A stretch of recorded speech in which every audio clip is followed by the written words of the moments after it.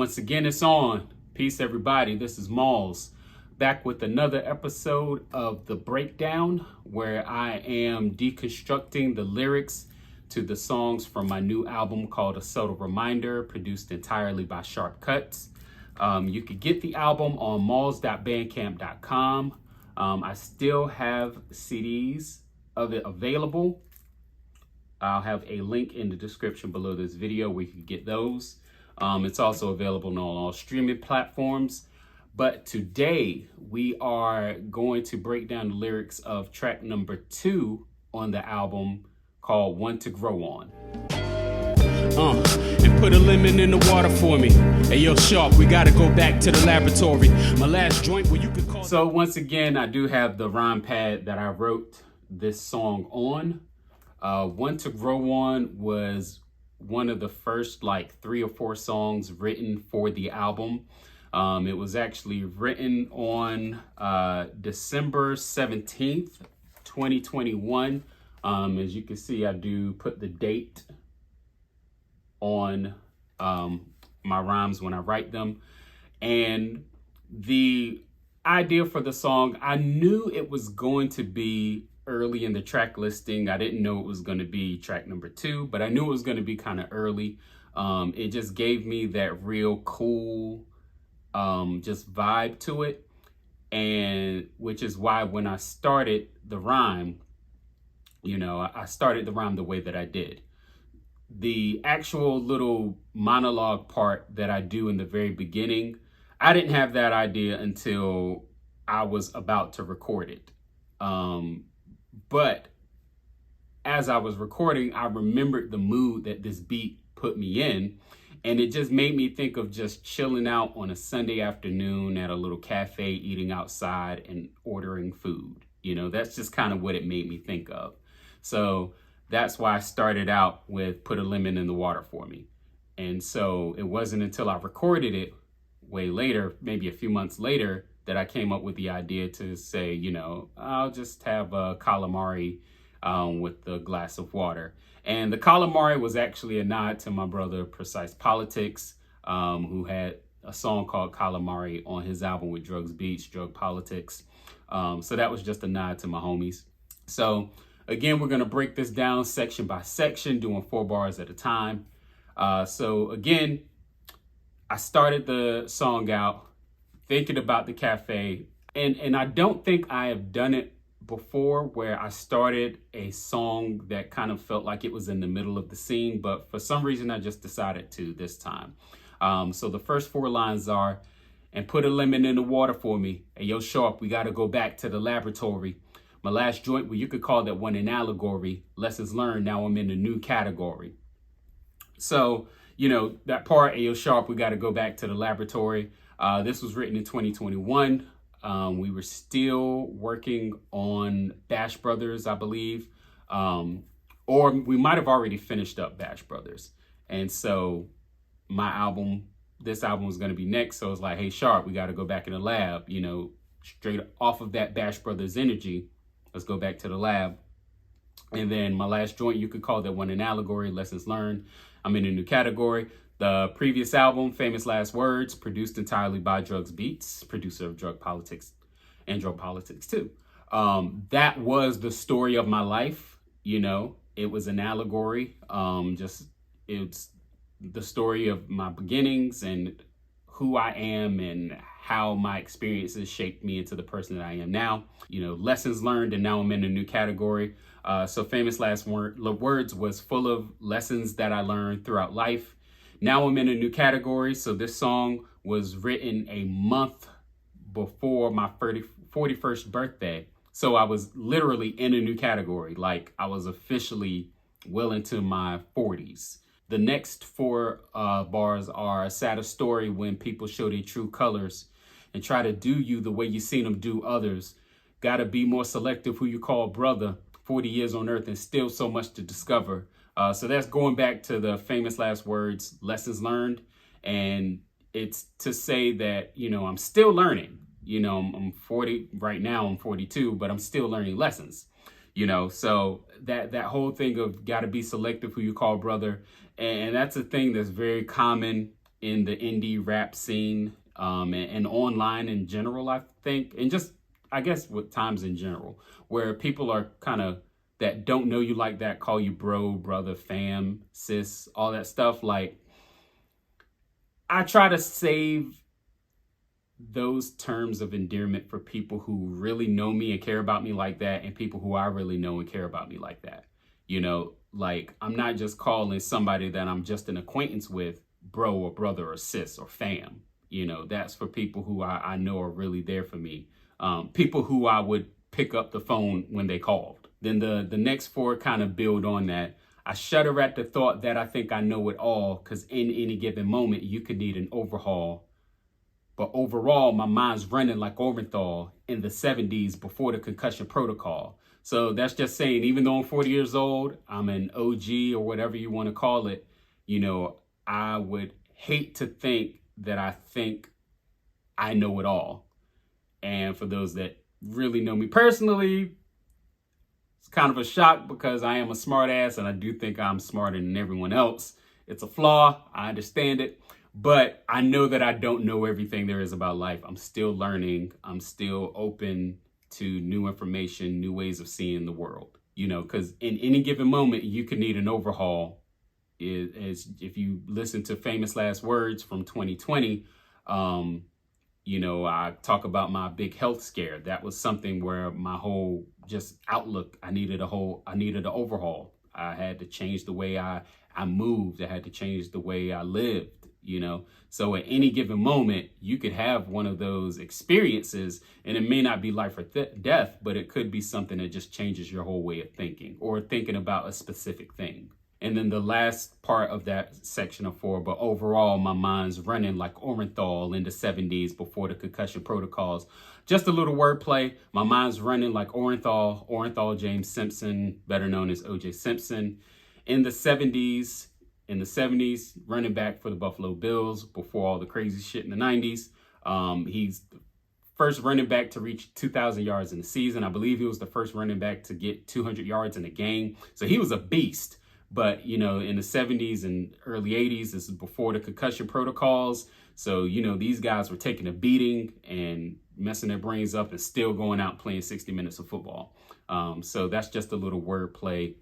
You know, but overall, to rhyme with overall, Orenthal, concussion protocol. You know, I enjoy rhyming words that you probably wouldn't expect me to rhyme. And then the last 4 lines are, I'm hoping y'all can pick it up when I drop a gem. This life advice at a price you could cop for 10.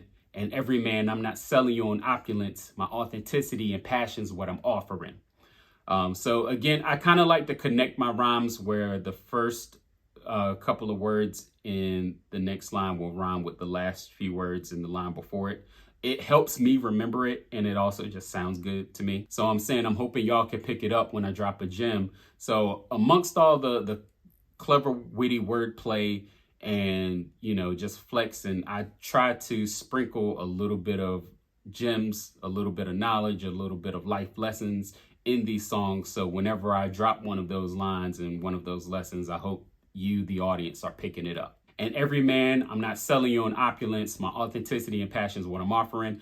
I'm not one of those rappers. I'm not one of those people in general who, you know, like to talk about the things that they have, the material items they have, because I really don't have a lot. You know, I've never been that guy that dressed, you know, real fly in all the dopest new styles and creating new styles or whatever. You know, I wear band shirts from my friends. You know, I'm pretty basic with the clothes. You know, I don't have the dopest car.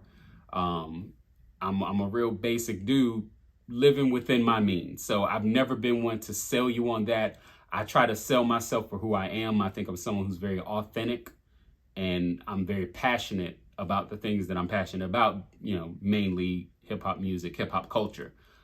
So that's what I sell to you. That's what I'm giving to you, the audience. And then the chorus comes in.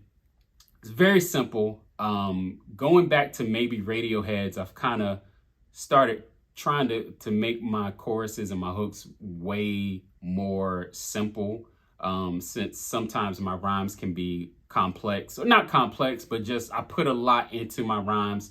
So I try to make the chorus or the hook something like a palate cleanser, a breather, something that's kind of, you can grasp onto it a lot easier than you can that 16 bars that I just said before it. So the chorus is just the name of the song, and that's just one to grow on, grow on, grow on, so on and so on. Really easy. And, I'll probably talk about this later in the video, but the title of the song came to me right after I wrote the verse. And I'm like, okay, it's life lessons. And it made me think of those old PSAs from NBC, One to Grow On. So I'm like, okay, that's just what I'll call it. If, I showed the rhyme pad earlier. I had the title After School Special as either a subtitle or maybe just another title instead of One to Grow On. And that actually came from my man Nim, who I rhymed with in high school and college. Shout out to Nim Raps on YouTube. Check him out. Back when we were in college, he had a duo with this guy named GQ. Shout out to GQ. Back in the message board days. And I think the name of their group, it was either the name of their group or the name of their album was going to be After School Special with the acronym ASS, as. I always thought that was funny. So I've tried to use it in some capacity. I think I did a show several years ago that was called After School Special. I never used it on this song, but that was kind of the thinking about titling the song. So the second verse starts out, I'm in the crib playing fireworks or gunshots on New Year's Eve while we're waiting till the ball drop. Thinking back to puberty and the onslaught of questions about my future, wondering when they'll all stop. So I started writing the first verse. I did the first verse on December 17th, 2021. I didn't start the second verse until literally New Year's Eve. So when I say I'm at the crib playing fireworks and gunshots on New Year's Eve, I was literally in the crib. And if you live in certain areas, on New Year's Eve, New Year's Day, and depending where you live, days and weeks after New Year's Day, you have to play that game of like, okay, were those fireworks or is someone shooting? So I was doing that, and I just had the beat on and I just wrote it. I thought it was a kind of cool way to come back in and start the verse off. And then thinking back to puberty and the onslaught of questions about my future, wondering when they'll all stop. I tend to think about my youth a lot, especially kind of the high school, college years, just because that's such a pivotal time, where you're really coming into who you are as a person. And I just thought about like all those questions. Someone like me who was very much into school and very good at school, I get questions from my family. I get questions from my classmates, my friends, like, yo, everybody's picking their colleges. Where you going to school? What you going to do? Blah, blah, blah. And honestly, I had no idea. I know I wanted to do some kind of art. I didn't know where I should go. I never took any college visits. We only had enough money to fill out applications for like 2 or 3 schools. And the only reason I chose the school that I went to was because they were the first ones to respond. So it's a really kind of stressful time where everyone is in your ear asking you questions. What are you going to do? Like you have to have your life figured out at 18, 19, and 20. So I was just thinking about that, and I just put it in a rhyme. And so that goes to set up the next little section where I say, nowadays, I'm not concerned about a due date. It happens when it happens. No such thing as too late. I'm moving at my own pace, and you can go and race. I set my own finish line and raise my own stakes. So again, when you're that young, you're kind of thinking, oh, I need to have these things done at this time and at this time and at this time. I need to be graduating college in 4 years, which it took me 6, but I got my degree. I need to be doing this at this time, and by this age, I need to have this and this. And life doesn't really work that way for most people, right? And so also with being an indie musician, I have learned like the reason why I don't give release dates for my album until I have everything finished up, because I've learned that when you set that date, as it gets closer, for me, I start to kind of panic in my mind a little bit more. So I stopped doing that. I'm not concerned with the timeline. I do plan out things to a timeline, but I give myself enough time to let life happen, to just take my time with things and give things the attention that they deserve. And so the next couple of lines, I kind of go further into that. Freed myself from the constraints of timelines. The path I took to greatness is a winding fine line. Now people look at me like I'm some kind of Einstein. I just work my plan instead of acting wonton. Those last two lines, I kind of use my Southern accent to my advantage in rhyming Einstein and wonton. It wasn't that much of a stretch. It sounded enough alike the way I say it that I think it worked. But again, I freed myself from the constraints of timelines. I know that I could make an album in a couple of weeks, but why? I don't need to do that. I like to space my project out. I like to give myself time and to make the best thing that I could possibly make for myself, and also for you, the people who have been supporting me. You guys deserve something that was made with care. And then, the path I took to greatness is a winding fine line. I think that's the path for most people. It's not linear. Success, whatever that looks like for you, is going to take you all kinds of curves, and you might have to go 10 steps back to move 2 steps forward, or even laterally, but it's all to progress to whatever you feel like success is. And the level of success that I've reached so far, it's definitely been a winding and narrow path. Like, I could have easily made other decisions that would have had me in a totally different place than I am right now. And then, people look at me like I'm some kind of Einstein. I just work my plan instead of acting wonton. Again, I plan out my work and then I work my plan. I don't just throw spaghetti at the wall and try to see what sticks. I've had that conversation with a lot of people about, those people who, I used to be that guy who put out multiple projects in a year. There was a point in time where I would put out like 3 or 4 projects in a year, a group project, on top of solo stuff. And that's not the way I work anymore. I don't just throw stuff out. I make a plan to get things to the way that I want them to be. Not necessarily perfect, but complete and something that you could tell was made with care. And then the last 4 lines are: a calm mind helps me see from every angle proper. With clarity that's exceeding the teachings of Chopra, I'm at the Deepak enjoying the sounds of an opera.